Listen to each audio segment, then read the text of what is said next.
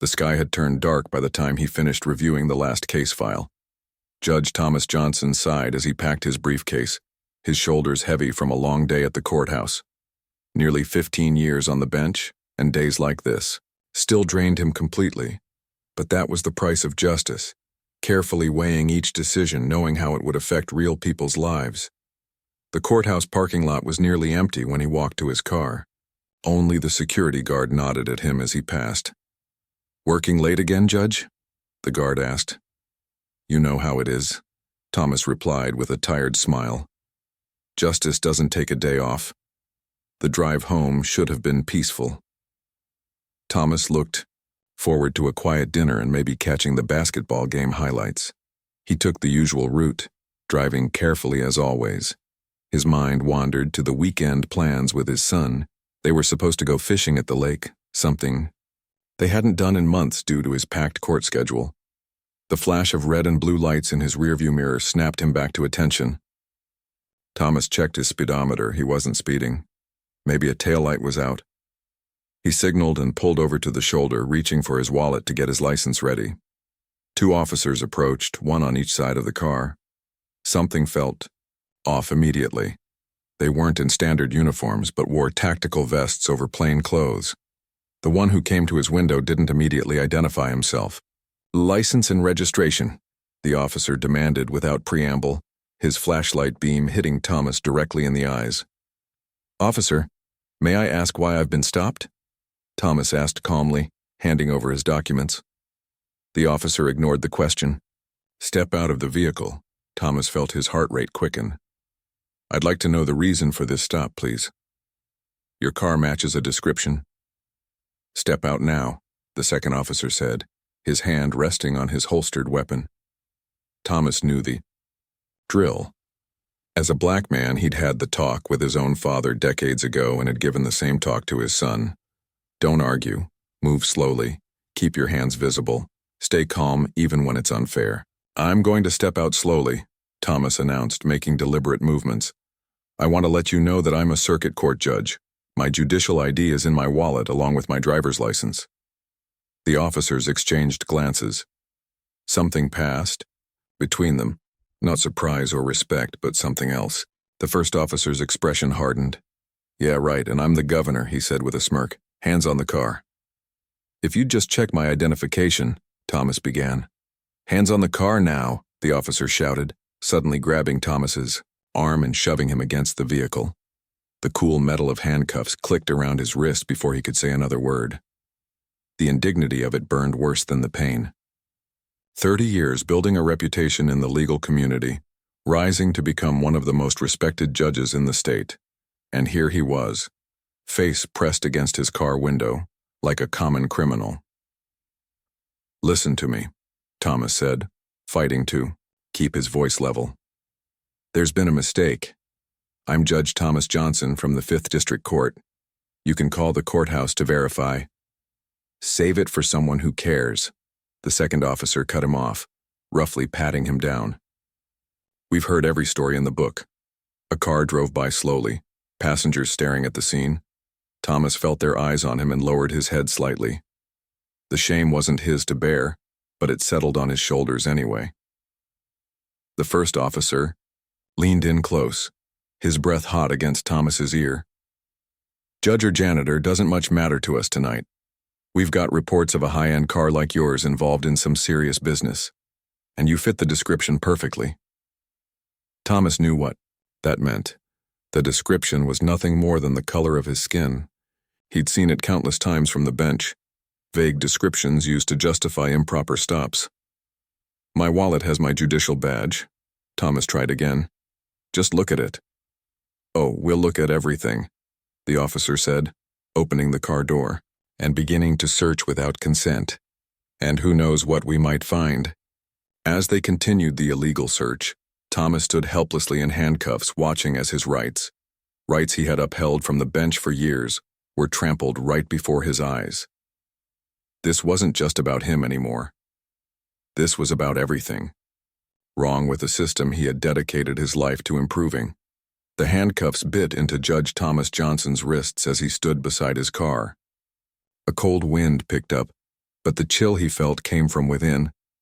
Cars continued to pass by, slowing down as drivers and passengers stared at the scene, a well-dressed black man in handcuffs while officers rummaged through his vehicle. "Please," Thomas said, trying once more to reason with the officers. "My judicial ID is in my wallet, just check it." The taller officer emerged from the car, holding Thomas's wallet. He flipped it open and paused when he saw the gold badge and ID card, marking Thomas as a circuit court judge. For a brief moment, doubt flickered across his face, quickly replaced by something harder. "Nice fake ID," he said, pocketing the wallet instead of returning it. "Where'd you get this made?" "It's quality work." Thomas couldn't believe what he was hearing.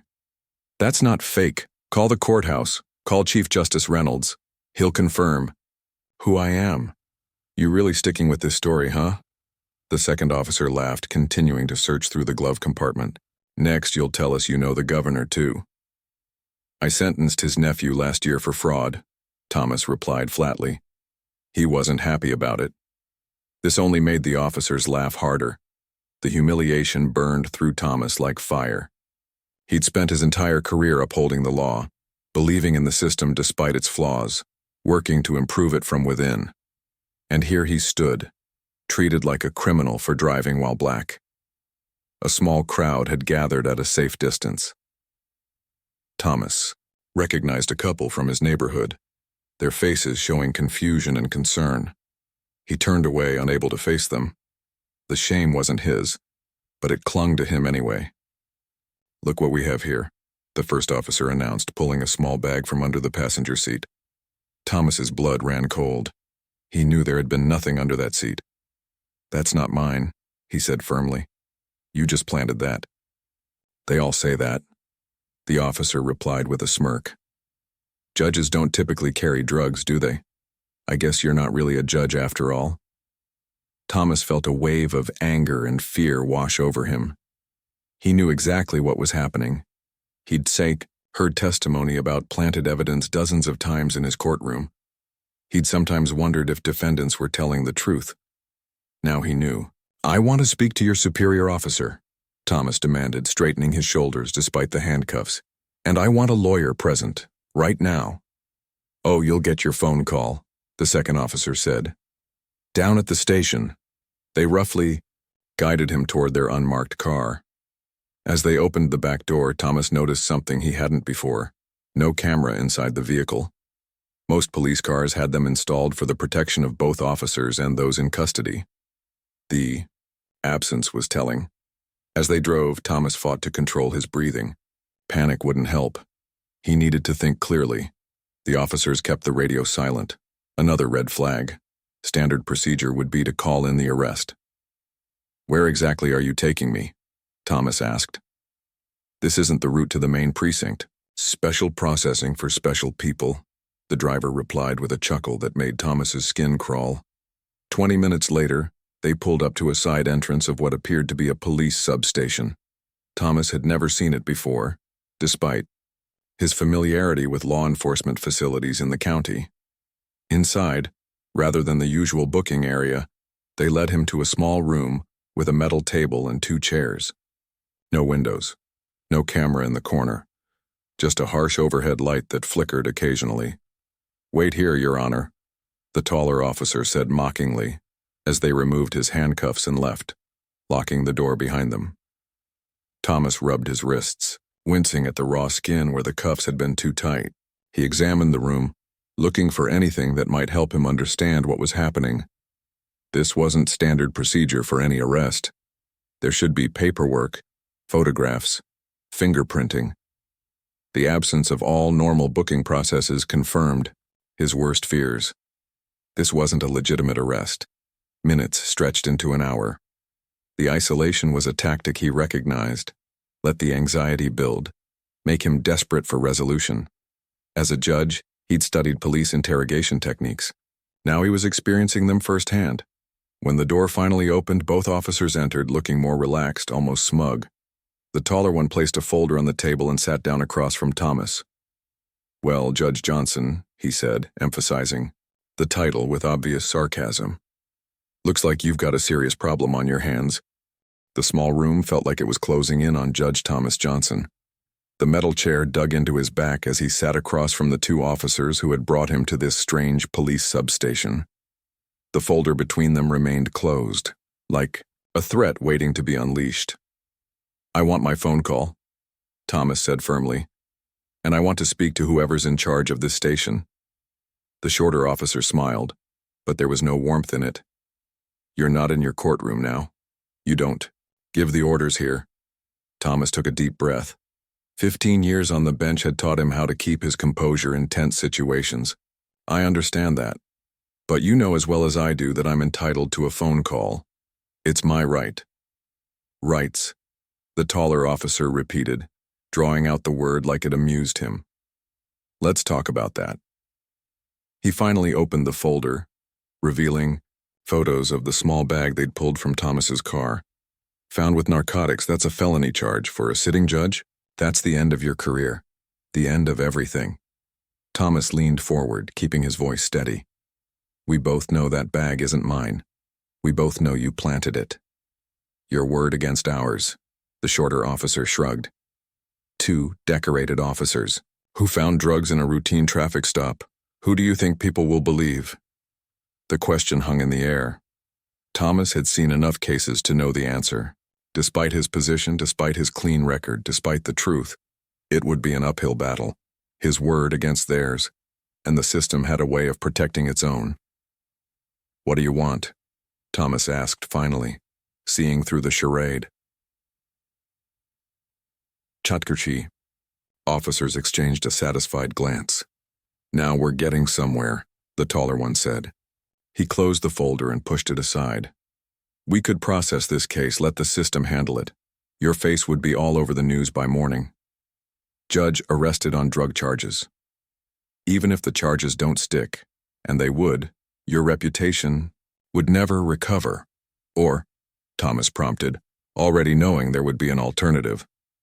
"Or this whole unfortunate incident disappears," the officer continued. "No paperwork, no charges, no media. You go home tonight and back to your courtroom tomorrow." "And what would this disappearance cost me?" Thomas asked, his mouth dry.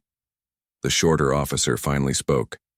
$10,000, cash, by tomorrow night." The amount hit Thomas like a physical blow. They'd done their homework. It was large enough to hurt, but small enough that he could access it without raising immediate flags. As a judge, his finances were regularly reviewed for corruption, but he could withdraw that amount from his savings if needed. "You're blackmailing a judge," Thomas said, the full weight of the situation settling on him. "You realize the penalties for that?" Again, the taller officer smiled. "Your word against ours. And we have the evidence." He tapped the folder. "We know the system, Judge. We work it every day. You only see the parts that make it to your courtroom." Thomas thought about his options. He could refuse and face arrest on planted charges. Even with his connections, he'd spend at least one night in jail before things could be sorted out. His face would be splashed across newspapers and TV screens. The damage would be done before he could prove his innocence. Or he could pay, buy his freedom, become part of the corrupt system he'd fought against his entire career. "I need to make my phone call," Thomas insisted again. "To who? Your lawyer?" The shorter officer sneered. "That makes this official. Paperwork starts. Booking happens. Media finds out." "I have the right to call someone," Thomas repeated.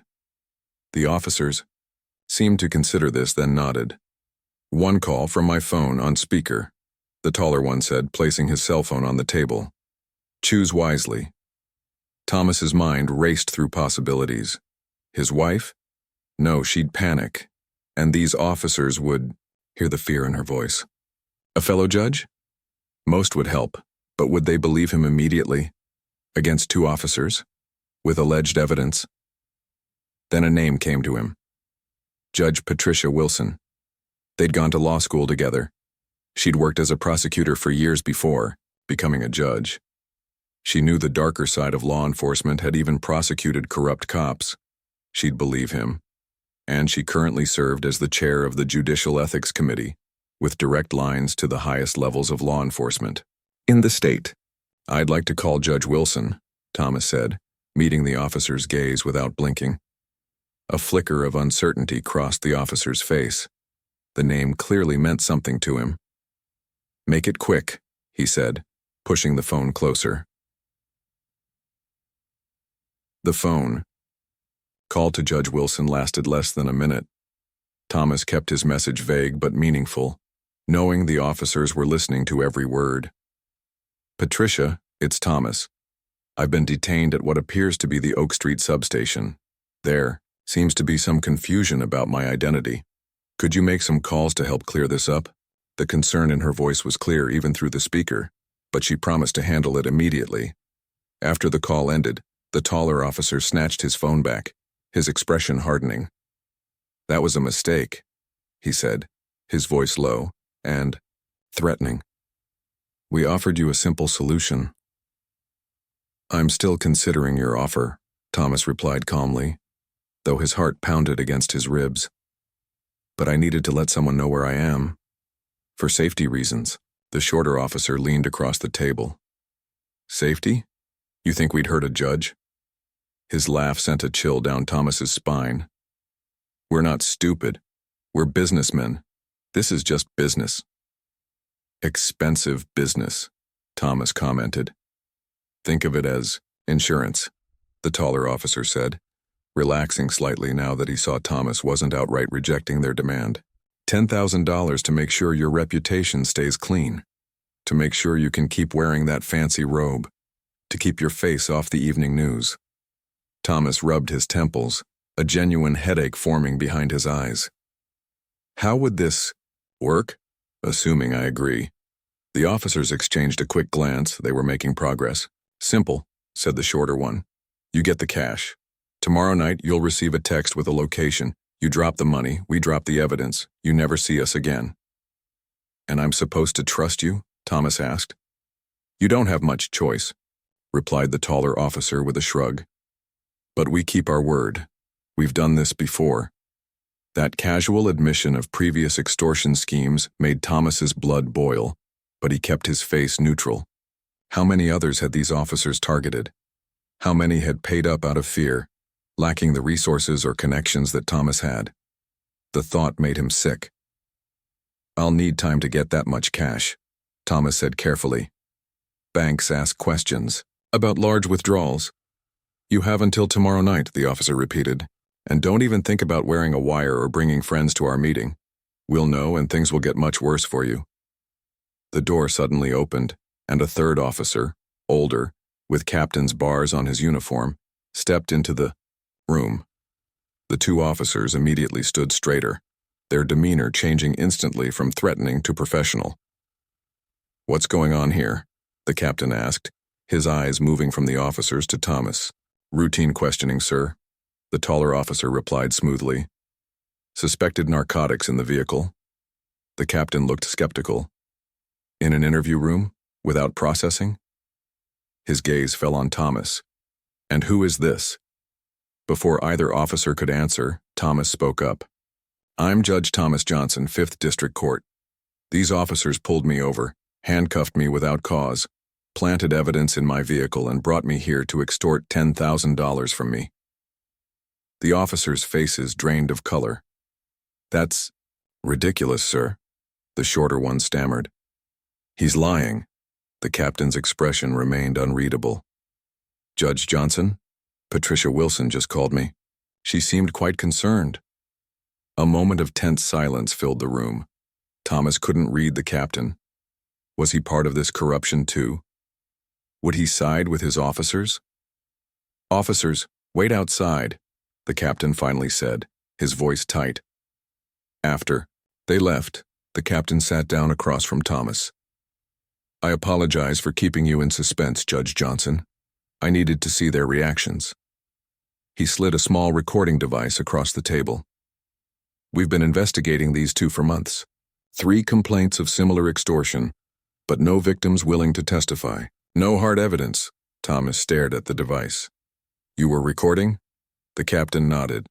From the moment you mentioned Judge Wilson's name to dispatch, this operation has been monitored.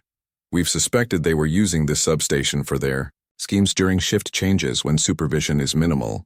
He paused. "We need your help to finally stop them." "You want me to go through with the payoff," Thomas realized aloud. "To catch them in the act. It would be the strongest case. With your testimony as a judge?" The captain let the implication hang in the air. Thomas thought of all the others who had been victimized without the resources to fight back. He thought of the injustice of it all, the same system he had dedicated his life to, corrupted by people sworn to uphold it. "What do you need me to do?" he asked. Thomas barely slept that night. He tossed and turned beside his wife, who had been horrified when he finally returned home and explained what had happened. "You can't go through with this," she had insisted, worry lines deepening around her eyes. "It's too dangerous." But Thomas knew he had to, not just for himself but for everyone else these corrupt officers had targeted. People who didn't have a judge's authority or connections, people who had paid or gone to jail because they had no other choice. Morning came too quickly. Thomas called the courthouse to take a rare personal day, then headed to the bank. The teller raised her eyebrows when he requested $10,000 in cash. "Planning to buy a car, Judge Johnson?" she asked with a friendly smile. "Something like that," Thomas replied, hating the lie, but knowing it was necessary. The bank manager had to approve the withdrawal. More eyebrows raised, more questions asked.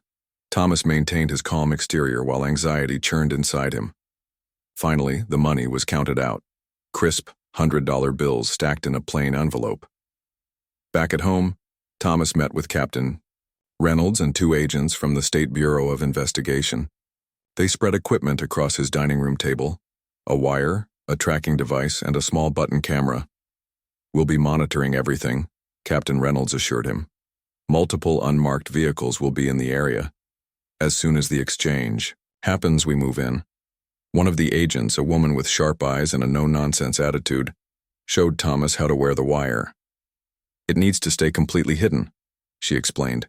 "These officers are street smart. They'll be watching for any sign you're working with us." "What if they search me?" Thomas asked, the possibility sending a cold wave through his body. "They likely won't," Captain Reynolds said. "Based on their previous patterns, they'll want the exchange to happen quickly, no lingering. But if they do—" He hesitated, exchanging glances with the agents. "If they do, you give them the money and walk away," the female agent finished firmly. "Your safety comes first. We'll have enough evidence from the audio alone to build a case." Thomas nodded, but he knew the strongest case would come from catching them with the marked bills in hand. Every person these officers had victimized deserved that kind of justice. Clear, undeniable proof of corruption. The hours dragged by like days. Thomas paced his living room, rehearsing what he would say, how he would act. His wife sat quietly on the couch, her hands fidgeting in her lap. She hadn't wanted him to do this, but she understood why he needed to. "Be careful," she whispered, when his phone finally buzzed with a text. "Please." Thomas looked at the message, an address for a parking garage downtown, 6th floor, far corner. "Come alone, 8 o'clock. "It's time," he told the team. The female agent helped him put on the wire while Captain Reynolds reviewed the plan one last time. "We'll have officers on every level of the garage," he assured Thomas. "Audio and visual surveillance throughout. You're never alone, even when it seems like you are." Thomas arrived at the parking garage 10 minutes early. He drove up the winding burr ramp slowly, his headlights sweeping across empty parking spaces. The garage was surprisingly empty for a weeknight. Perhaps the officers had arranged that somehow. He reached the 6th floor and pulled into a spot in the far corner as instructed. The concrete walls and low ceiling made the space feel claustrophobic. Thomas turned off the engine but left the keys in the ignition as requested. The envelope with the money sat heavy in his inner jacket pocket. A car appeared at the other end of the floor, its headlights off until it was halfway across the distance. Thomas recognized it, the unmarked police vehicle from the night before. It pulled up 2 spaces away from him, facing the opposite direction. The perfect position for a quick exit. Thomas stepped out of his car, the sound of his door closing echoing in the nearly empty garage. Both officers emerged from their vehicle. The taller one stayed back, leaning against their car with his hand suspiciously close to what must be his concealed weapon. The shorter officer approached, his face illuminated briefly by the dim overhead lights. "You made the right choice, Judge," he said with a smirk. "Got our insurance payment?" Thomas nodded, his mouth dry. "I have it. But I want assurances that this ends here. No more threats. No more harassment." The officer held out his hand, impatience flashing across his face. "The money first, then we talk terms." Thomas reached inside his jacket, feeling the wire pressing against his skin. Somewhere nearby, Captain Reynolds and the entire team were listening, watching, waiting for the moment to move in. Thomas pulled the envelope from his inner jacket, pocket slowly, making sure the wire stayed hidden beneath his shirt. His heart thundered in his chest as he handed over the money, but his hand remained steady. Years of maintaining judicial composure in tense courtroom situations had prepared him for this moment.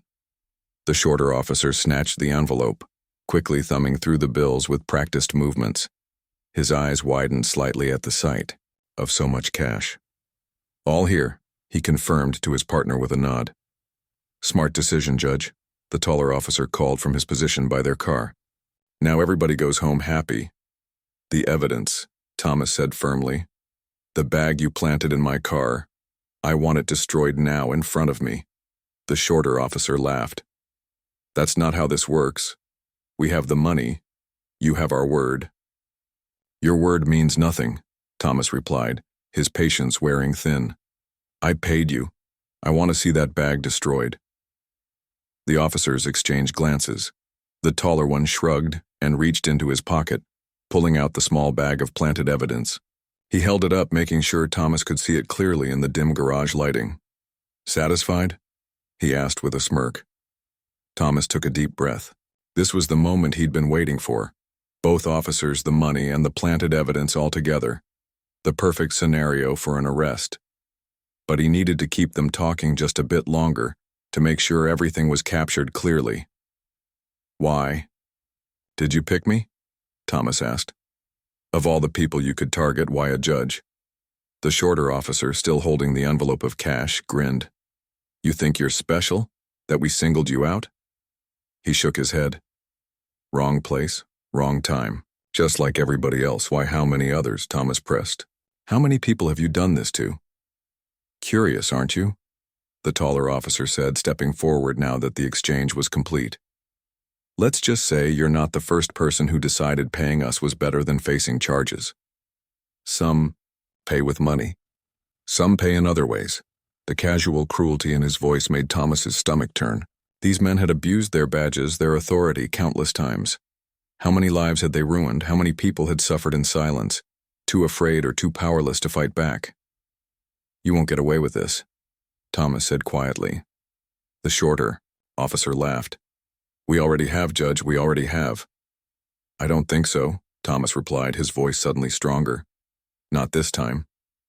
The officers' expressions changed, confusion flashing across their faces just as the screech of tires echoed through the garage. Suddenly, unmarked cars appeared from every direction, blocking all possible exits. Car doors flew open, and officers, in tactical gear, poured out, guns drawn. "Police, don't move, hands where we can see them." The commands echoed off the concrete walls. The shock on the corrupt officers' faces quickly turned to rage. The taller one lunged toward Thomas, his hand reaching for his weapon. Before he could draw it, two tactical officers tackled him to the ground. The shorter officer, still clutching the envelope of cash, tried to run but made it only a few steps. Before being surrounded, Captain Reynolds appeared at Thomas's side, placing a protective hand on his shoulder. "You did it, Judge. We got everything. The money, the planted evidence, their confessions, all on tape." Thomas watched as the officers were handcuffed and read their rights. The same rights they had ignored when arresting countless others. The irony wasn't lost on him. Their faces showed pure hatred as they were led past him to waiting police cars. "You set us up," the shorter one snarled as he passed. "You have no idea what you've done." "I know exactly what I've done," Thomas replied calmly. "I've made sure you won't hurt anyone else." The female agent from the State Bureau approached, giving Thomas a respectful nod. "Sir, you should know. We found a logbook in their car. Names, dates, amounts, dozens of victims over the past 3 years." Thomas felt a mixture of satisfaction and sorrow. Justice would come for these corrupt officers. But what about their victims? How many lives had been damaged by their extortion schemes? How many people had criminal records because they couldn't pay? As the garage cleared out, Thomas stood alone by his car for a moment, thinking about the weight of what had just happened. This wasn't just about him anymore. This was about fixing a broken part of the system he had dedicated his life to upholding. He had work to do. 3 months after the arrest of the corrupt officers, Judge Thomas Johnson sat in his chambers reviewing a thick stack of case files. These weren't ordinary cases. Each one represented a person who had been victimized by the extortion scheme. The state attorney general had appointed Thomas to head a special judicial review panel, examining every case connected to the corrupt officers. The morning newspaper lay open on his desk, the headline still fresh. "Former officers plead guilty."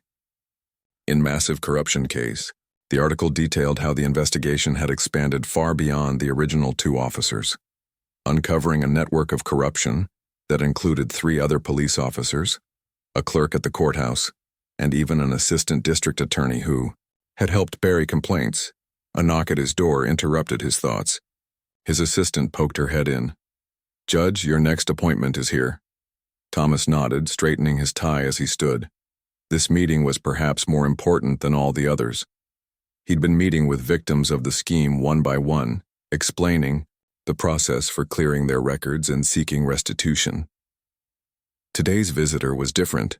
The man who entered was in his 50s, with work-worn hands and tired eyes. He removed his cap as he stepped into the chambers, clutching it nervously in front of him. "Mr. Washington," Thomas greeted him, extending his hand. "Thank you for coming. Please sit down." Robert Washington had been the first victim they'd identified, from the logbook, dating back nearly 5 years. Unlike Thomas, he hadn't had the resources or connections to fight back. When the officers had planted drugs in his car and demanded $5,000, Washington had been forced to sell his work truck to pay them. Without his truck, he'd lost his small landscaping business. The cascade of financial troubles that followed had cost him his home, too. "I never thought I'd see the inside of this courthouse except as a defendant," Washington said quietly as he sat. "Never imagined a judge would want to talk to me like this." "Things are changing," Thomas replied, taking his seat across from Washington. "Slowly, but they are changing." They talked for nearly an hour. Washington shared details of his experience that hadn't been in the official reports, the humiliation, the fear, the lasting damage to his life. Thomas listened intently, occasionally making notes, but mostly just bearing witness to the man's story. "You know why I asked you to come today specifically?" Thomas finally asked. Washington shook his head.